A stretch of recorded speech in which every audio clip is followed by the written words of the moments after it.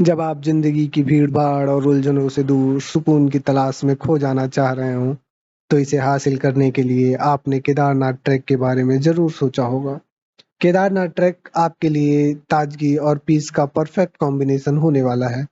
ये ट्रैक आपको पहाड़ों के साथ खूबसूरत वादियों में ले जाएगा और जब आप 3500 मीटर सी लेवल से ऊपर ये ट्रैक कर रहे होंगे, जाहिर है थोड़ा थकान और प्रॉब्लम होगी, लेकिन केदारनाथ घाटी में बसे बाबा केदार के टेम्पल का मेस्मराइजिंग व्यू देख के कुछ याद नहीं रहता। केदारनाथ शिव जी का एक अनोखा स्थान जो बसा है हिमालय की वादियों में, दो पहाड़ियों के बीच शांति और एकांत का परिचय देता हुआ।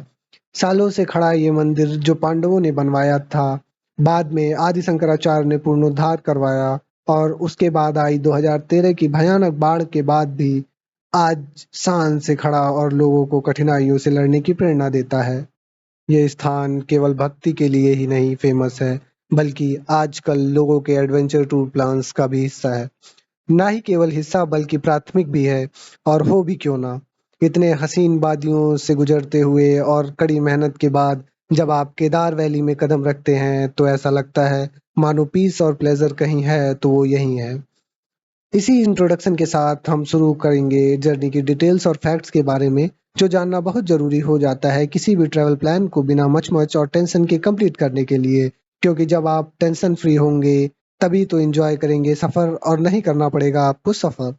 डिटेल्स की बात करें तो ये सफ़र 3 से 4 दिन का आइडियली होना चाहिए, ताकि आप एन्जॉय करते हुए इसे पूरा करें, ना कि एक टास्क की तरह।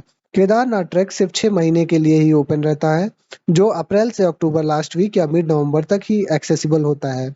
उसके बाद मंदिर के पट बंद हो जाते हैं। हम रिकमेंड करते हैं कि अगर आपको बर्फ पसंद है हिल स्टेशंस पे, तो आप गेट खुलते ही ट्रैवल प्लान करो, जो कि अप्रैल में खुलते हैं और जो बेस्ट टाइम होता है ट्रैवल करने के लिए।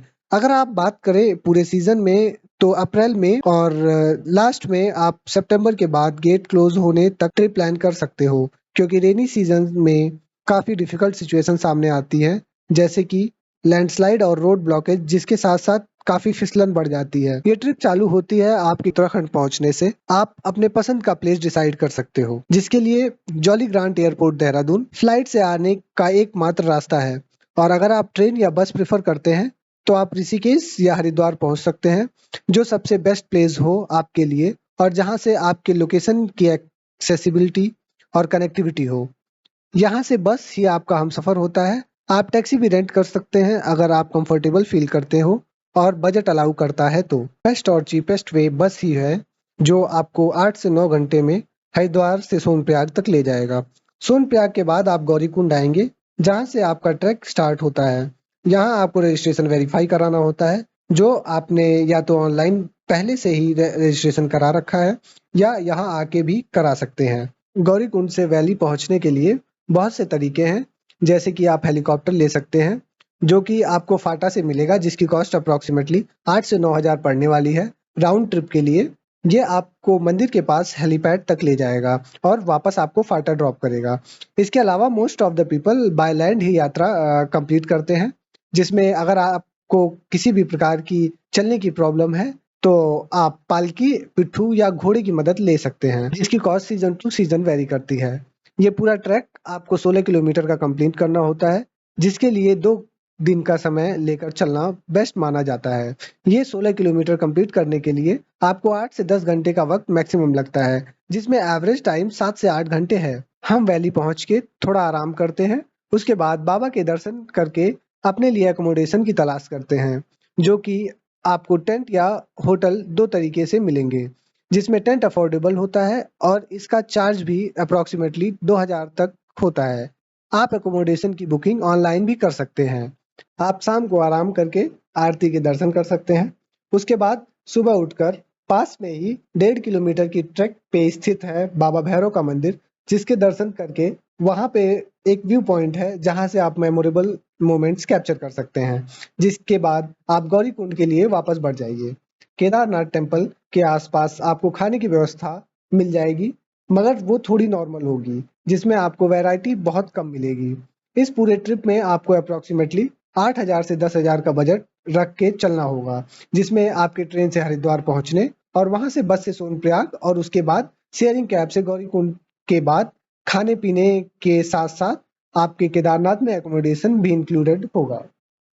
आइए जानते हैं केदारनाथ से जुड़े कुछ फैक्ट। केदारनाथ मंदिर शिव जी के 12 ज्योतिर्लिंगों में से एक है, जो इसकी इम्पोर्टेंस और बढ़ा देता है।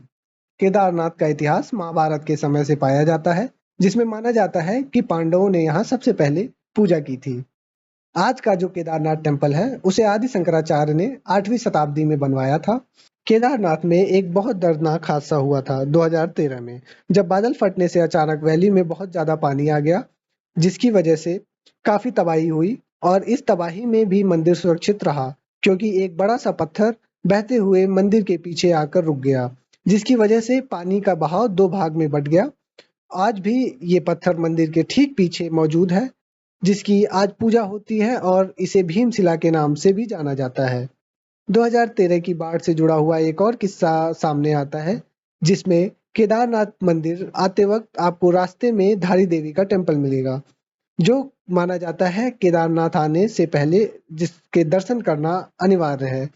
और इसी टेम्पल के रिलोकेशन का प्रोजेक्ट 2013 में आया था, जिसकी वजह से ये हादसा हुआ, ऐसा बहुत सारे लोकल्स का मानना है। धारी देवी का मंदिर अलकनंदा नदी के किनारे श्रीनगर में पड़ता है, जो कि केदारनाथ के रास्ते में पड़ता है। आई होप ये सारी डिटेल्स आपके जर्नी को थोड़ा कैजुअल बनाने में हेल्प करेंगी। इसी के साथ अगर आप इस ट्रिप को थोड़ा एक्सटेंड करके केदारनाथ ट्रैक के साथ थोड़ा और लोकेशन एक्सप्लोर करना चाहते हैं, तो मैं सजेस्ट करूंगा कि आप जब ट्रिप स्टार्ट करें तो 1 दिन का वक्त लेकर हरिद्वार एक्सप्लोर कर सकते हैं और वापस आते वक्त आप ऋषिकेश में रुककर अपनी थकान दूर करने के साथ-साथ खुद को रिजुविनेट भी कर सकते हैं। ऐसे ही और ट्रैवल कंटेंट के लिए हमें सब्सक्राइब करें। वीडियो पसंद आई है तो लाइक करें।